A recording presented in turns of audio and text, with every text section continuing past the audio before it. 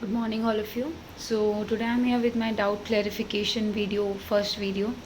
I'm so happy to see that you all are responding on the Google Forms and asking me doubts. So here in this video, obviously I'm not explaining all the doubts together in only one video. In this video, I'll explain some doubts, and the other doubts I'm going to explain in next video. So don't think that my doubt is not explained or something. I will explain it in next video. Some doubts I'm explaining in this first video, and other I will explain in second video.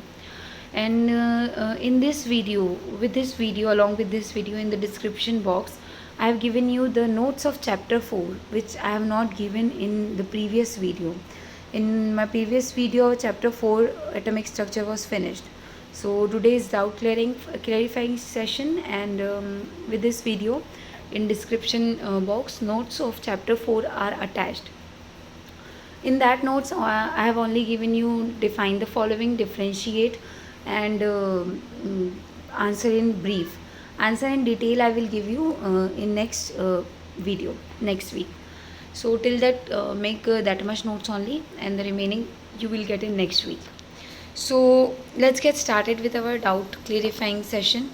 So the doubts which I got first, that is atomic structure, and you have so many doubts regarding to discovery of proton, discovery of neutrons, electrons, and their characteristics. I know this is a new chapter, atomic structure, in your class 8th, and you're having so many doubts, and it is our bad luck that we are discussing this chapter here in online classes. So today I will try to explain it one more time.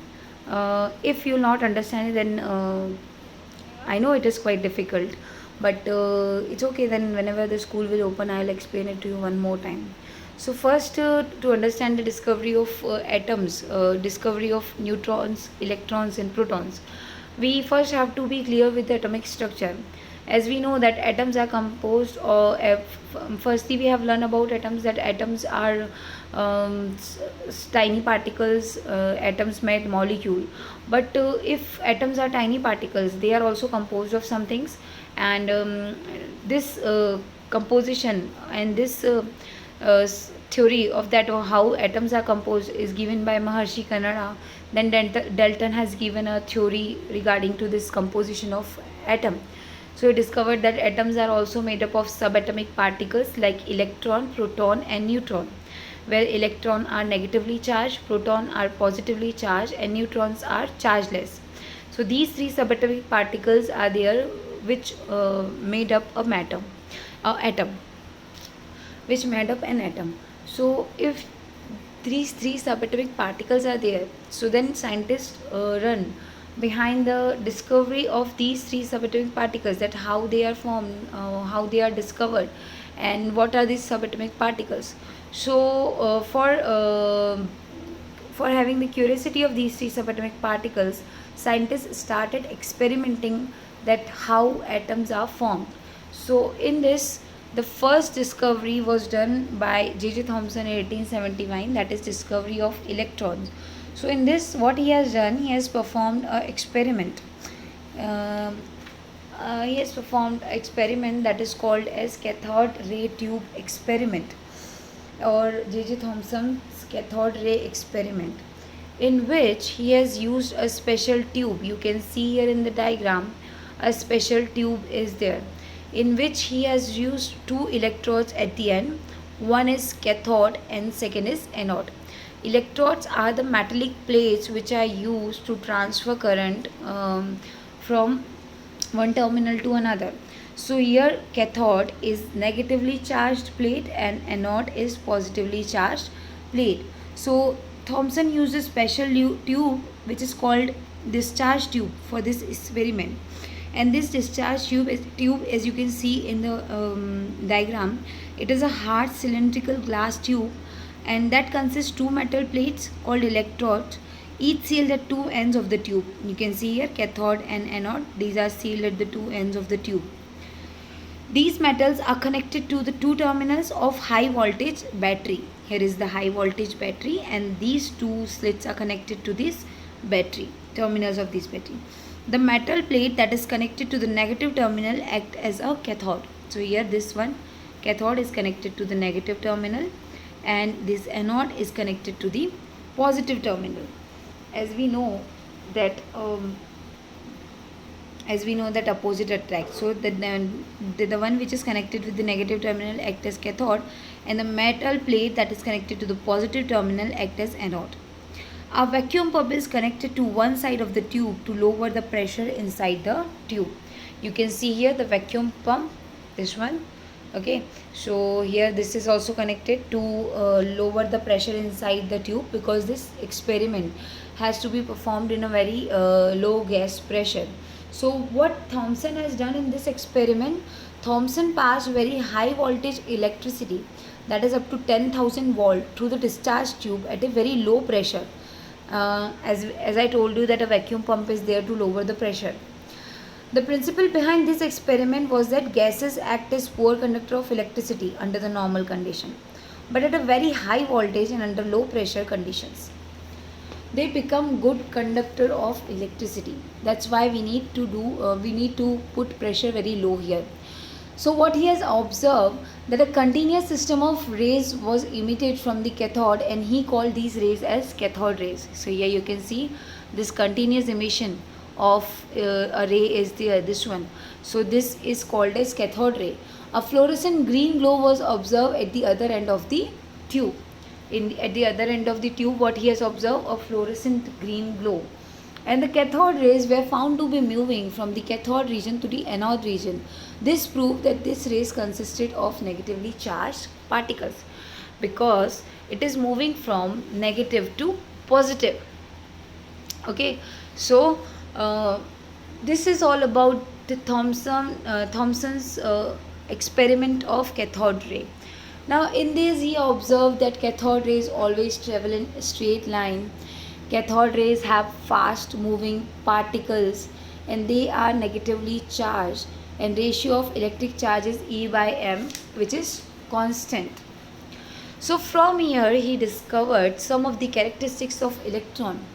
The first definition of electron which he has given is, an electron is defined as a subatomic fundamental particle having mass equal to 1 upon 1837 of that of hydrogen atom and carrying 1 unit of negative charge. And the charge of the individual electron, that is the one electron, is minus 1.0602 into 10 to the power minus 19 coulomb, which is very less. Electrons have particle nature and travel in a straight line, and electron deflect over the positive field away from the negative field. This is about the characteristics of electrons, which was given on the basis of that cathode ray experiment. Now next, if negative charges are there, positive charges will also be there. Then with the discovery that atoms of consist negatively charged particle called electrons, scientists were of the opinion that atom must also contain some positively charged particles to neutralize this negative charge of electron, as we know that all the atoms are electrically neutral in nature. So in 1886, the German scientist Eugen Goldstein discovered positively charged particles known as protons. So in this experiment, what he has done, that he is also having the discharge tube like the Thomson's experiment, but with the at the place of cathode, here he has used a perforated cathode, which is a cathode with holes or a pierced disc. You can see here in the diagram this one blue ring which is having holes in it, that is called perforated cathode disc. So in cathode ray experiment of Thomson has used two rods only, electrode and cathode and anode, but here in this Goldstein has used one anode and one perforated cathode, which is a cathode with holes. And by using this perforated cathode which is containing small holes, he set up his experiment. And again, when high voltage electricity, same as it is passed in that cathode ray experiment of J.J. Thomson, again when this electricity will be passed from across the terminals, at a very low pressure of mercury, what Goldstein has observed, he has observed that a continuous stream of faint red glowing rays was emitted from the holes in the area at the back of the cathode. From here, you can see from here it will directly emitted at the back of the cathode. These rays were found to be moving in a direction opposite to that of the cathode rays.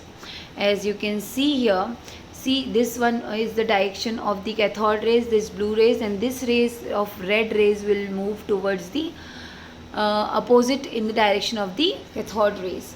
Okay, so the gas molecules which are traveling, like positive canal rays will travel from cathode towards the anode, but this rays will be travel from cathode to anode, that will be opposite of the direction of the cathode rays. So Goldstein named these rays as canal rays or Shannon rays, as they were produced through the holes in the cathode. As these rays were emitted from the anode and were composed of positively charged particles, these rays were also referred to as positive rays or anode rays. Now again, the same characteristics of anode rays has been found that anode rays also travel in straight line. Anode rays also consist of fast moving particles. Anode rays are positively charged and ratio of electric charge is also E by M. Then from here, by discovering this anode rays,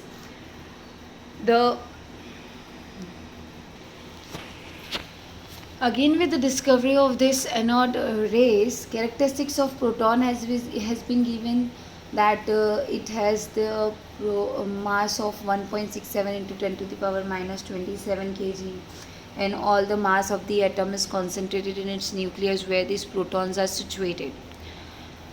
Next doubt is Thomson's model of an atom. So it is very simple, nothing is there to explain in it.